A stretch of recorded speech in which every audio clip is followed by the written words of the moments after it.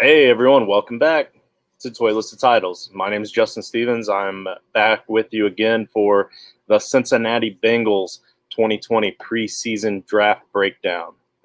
Before I get started, I want to go over once again, you can catch us at Toy Listed Titles.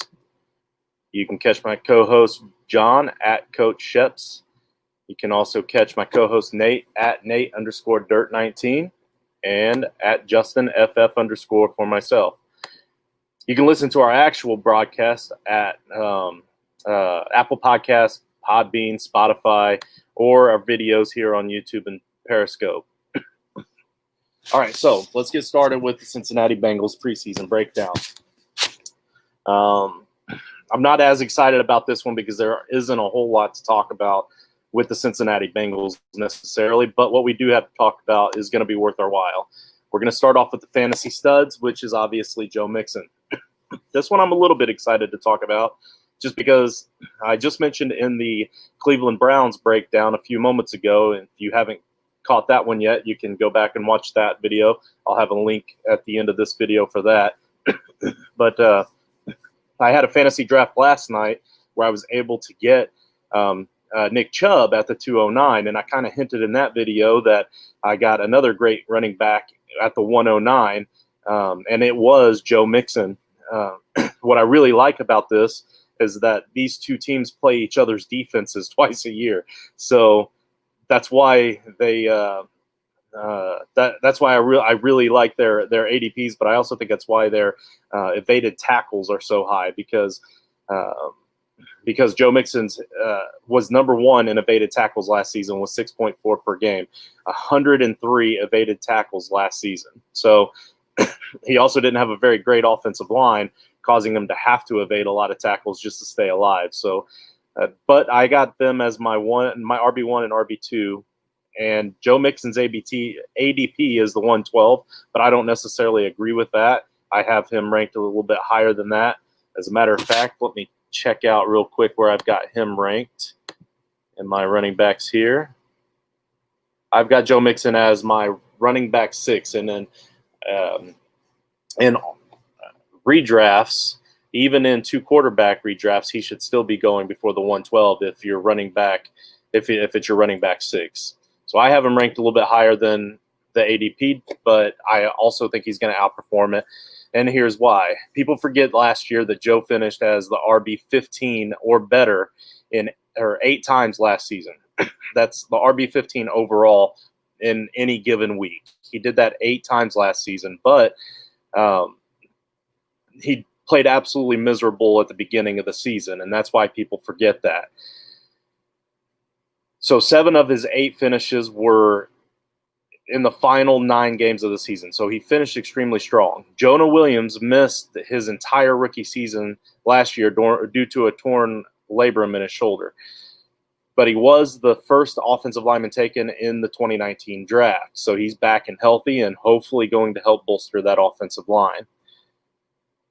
Mixon finished the season as a mid-ranged RB2, but had the 8th most rushing yards, the 2nd most yards per carry, and as I had mentioned before, number 1 in evaded tackles.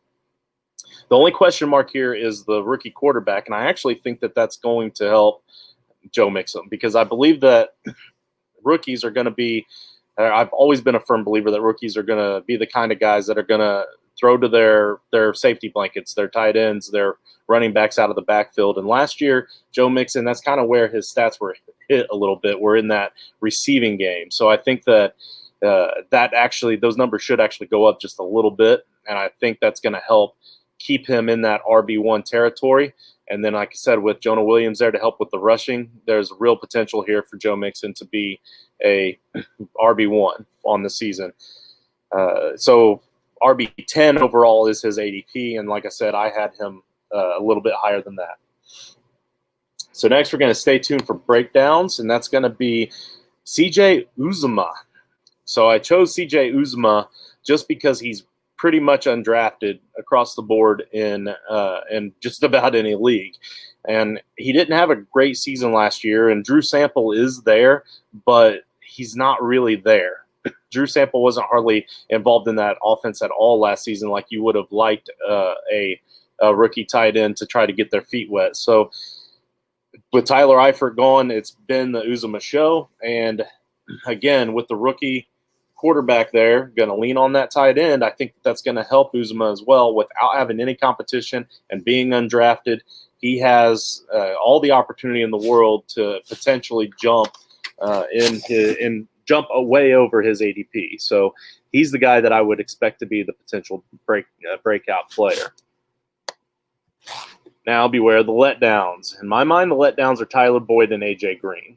And here's why. The ADPs for both of these guys are mid-sixth rounders. This is going to be like a wide receiver 2 or maybe a wide receiver 3 if you're lucky for most teams, especially in redraft. But with the rookie quarterback and they're primed to be a run-heavy team, it just seems to me like it would really scare me if I had to rely on either of these guys to be a full-time starter in my lineups from week to week.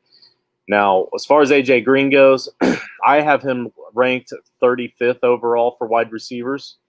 So that's like a low-end wide receiver 3. And I've got Tyler Boyd at 34, just above AJ Green. So I've got them both as low-end wide receiver 3s. And like I said, the ADP has them both as more of that low-end 2, high-end 3. So obviously I'm much lower on both of these guys than the ADP. As far as AJ Green goes, I was actually the highest from John and Nate. John had him at 41. Nate had 40. And then Joshua over at Fusion FFB, he has his ranks with us on his website, fusionffb.com. And he has AJ Green at 37, so just a little bit below me. But so I was the highest on AJ Green, and I'm not even really close to touching that ADP.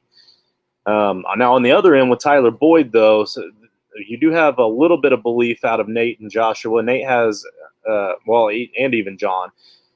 Joshua has him at 28, Nate 29, and John 30. So they all have him all right there, about mid-range wide receiver 3, which is about where that ADP is. And again, I've got Tyler Boyd just a little bit lower. Now, I will say that I do like Tyler Boyd better as a wide receiver 2. He's always seemed to traditionally play better as a wide receiver 2 than he ever did as a wide receiver 1 when AJ Green was out. Boyd had some good games last season, don't get me wrong, and he definitely shows true potential. But again, that rookie quarterback, leaning more on the tight ends and the running backs, I think that takes away a little bit from the wide receiver show. Hopefully I'm wrong, okay? But I just don't see it. I don't think, like I said, it's not enough for me to trust. Now, if I can get Tyler Boyd as my wide receiver 3, I guess I wouldn't be too upset because at least it's just a wide receiver 3. Definitely not going to rely on him as my wide receiver 2. Traditionally, I take running back heavy early on. I just mentioned that draft I took last night. I started with 4 running backs. I started at the 109, and I took 4 running backs in the first 4 rounds. And that's a lot like my normal typical redraft because running backs are king in redrafts. So if I did that, then the 6th round would mean that my wide receiver that I take there is going to be my wide receiver 2. I'm not going to rely on either of these guys to be my wide receiver 2. Plain and simple. The Mr. Reliable here, pretty easy. It's just Joe Mixon, guys. Let's not get fancy with it. Just don't get fancy with it. It's Joe Mixon. There's nobody else there that on the Cincinnati Bengals squad that's going to wow you enough. If you want to take a chance on Joe Burrow, that's fine because his ADP is so low anyway. But again, you got to hope that. Well, I don't know. I guess that's more of a possible breakout kind of guy, but I'm not going to have a rookie quarterback be a breakout candidate.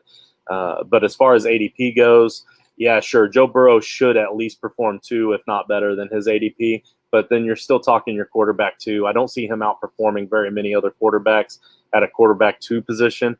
He's still going to be more that low-end 2, high-end 3, so I wouldn't even consider him the reliable guy either. So it's just Joe Mixon, really. I'm not saying avoid the rest of the Bengals, but I am saying don't take them at their ADP because you're not going to get the value that you need out of them. Take them a little bit lower, and if they're still there, another round, maybe a round and a half later than their ADP, and then maybe you've got some value there. But I'm not relying on any other Bengals besides Joe Mixon. IDP names to know. With the addition of Von Bell from New Orleans, the Bengals now have 3 bona fide safeties that are great for fantasy.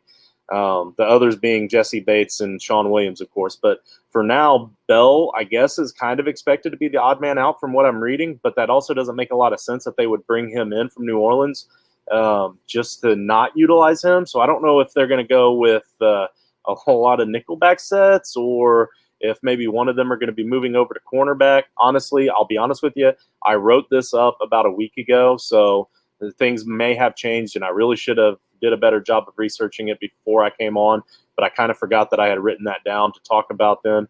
But I mean, I see possibility for 2 of these guys to still continue to be great, because you've got Big Ben in that division, you've got Lamar in that division, you got Baker Mayfield that's going to throw the ball a lot in that division this season. So there's going to be a lot of opportunity for a lot of tackles, a lot of batted balls. So these safeties are going to excel if you can figure out which 2 are going to get the playing time.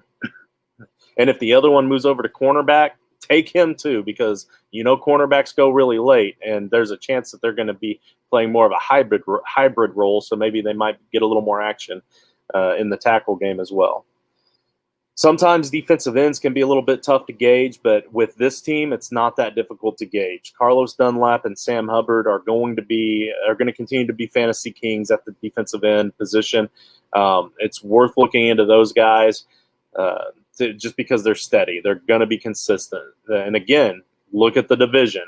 You got a run-heavy Pittsburgh Steelers team, and their running back isn't great. I'm not a big fan of Connor. I don't think that he can evade a lot of tackles. With the Browns, they're going to run the ball a lot too, so it's very important for the defensive ends to get that edge.